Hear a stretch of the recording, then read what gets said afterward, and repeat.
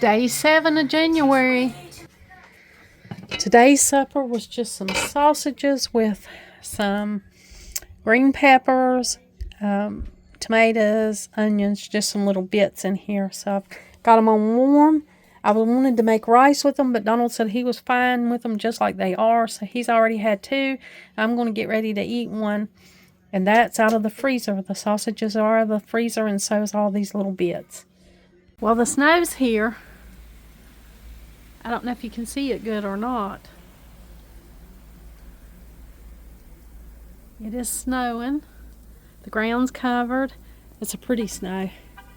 This is the way I like it when it snows. I like it to just come and be light and cover everything and be pretty and not be dangerous. Hopefully it's not dangerous. I've got this snowman I put out here for the winter, and I've got this wreath. I'm going to leave it out here, but I'm going to change this bow. It's got a buffalo check bow on it, but I'm going to put a red and white checked bow on it.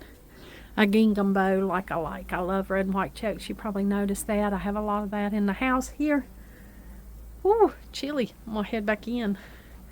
I just wanted to show y'all the snow. Let you see what we're getting here today. Here it is. It's January. They're calling for a snowstorm. I've got a Clorox bottle, and I've made a video on this before. You probably already saw what I do with the Clorox bottles. I got a utility knife here.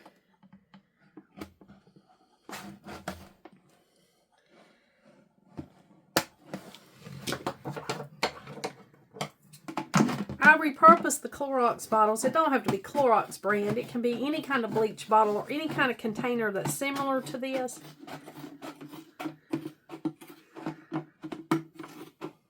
And I go ahead and cut them up and use them so that I can make plant markers for the spring. Spring will be here before we know it. This makes a funnel if you need a funnel. You could use that. I'll just put it in the recycling bin because I do this a lot, and I've got a lot of these.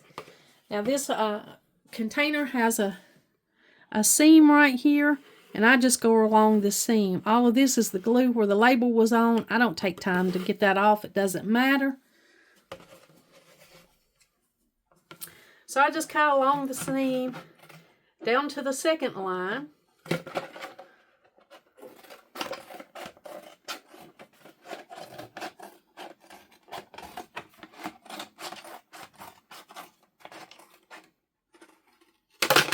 And then you got a little tray. These are good for putting under plants if you need something like that.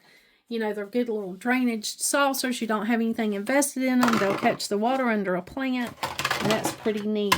And it leaves you with a piece that looks kind of like this. This is just a long, straight piece of plastic that we just cut from that Clorox container. And then you just want to take these areas like this and cut maybe a half of an inch or an inch, however long you might think you might need. Some people might need some really small ones. You don't want to write anything but the name on there. I like to make mine kind of wide. This will be your actual marker. I like to make mine kind of wide so that we can put whatever information we want to. Whatever type of tomato it might be. The date if we want to, whatever kind of information we want to. I want to be sure we got enough information on there. And I make my own plant markers like this. I like these so much better than I do wood markers because they last, they hold up. You can even use them from year to year if you use a permanent marker. I have used wooden spoons, I have used popsicle sticks. Before I figured this method out right here, I used many other wooden things. Those things mildewed. Some of them I didn't even recognize what they were. I just go ahead and throw this piece that's got all this glue on it away. It's not good for anything.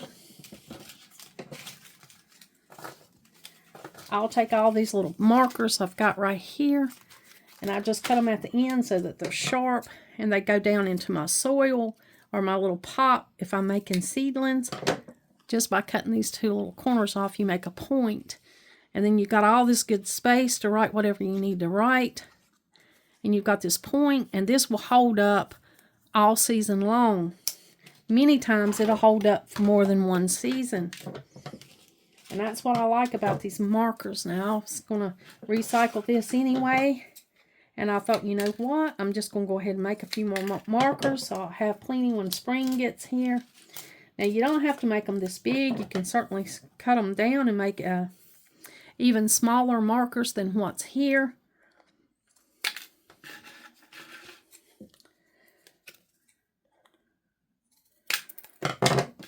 You know, you just cut them so that they have the little points, so that they go down into your soil really easy. Simple thing to do, just takes a matter of minutes once you figure out what you're doing.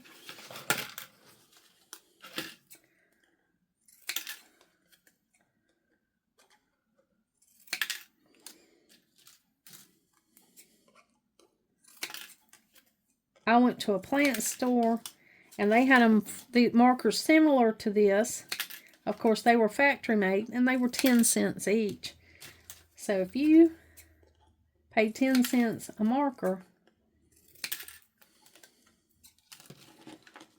this would save you a little bit of money. They're effective. They work good. They don't mold and mildew like a wooden popsicle stick or a wooden spoon.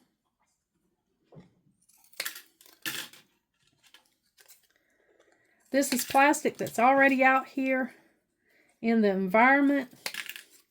You're just recycling it.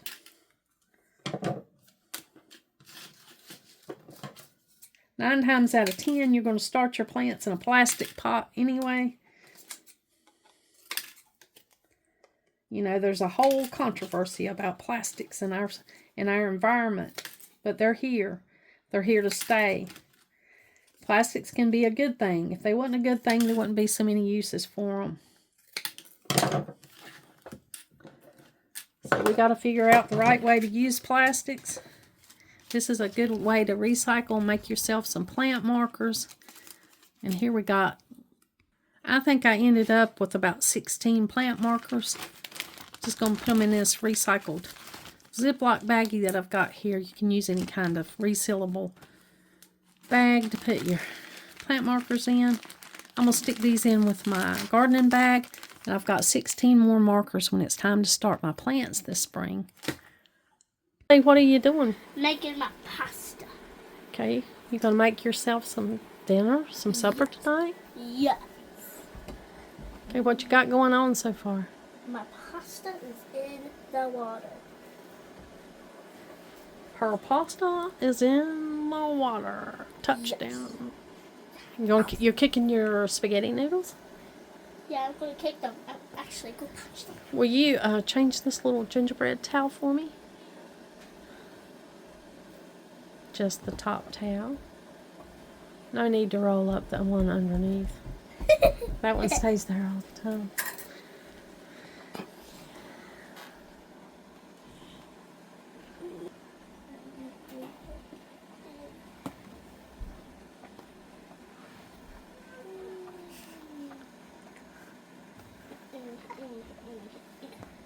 Yeah.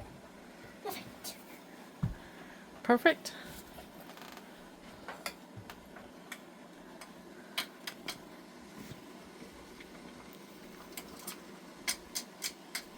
I would stir that on down in there a little bit. I'm kicking it. I know. The object is to get it down into the water. The object is to push it down until it dies in the water. Well, not really does. Well, it's just going to... It is pasta noodles. It's getting massaged in there. There you go. That makes much more sense. That's I got to go in and do some slab work today.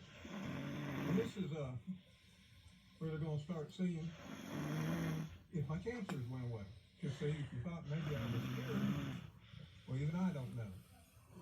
That whole process started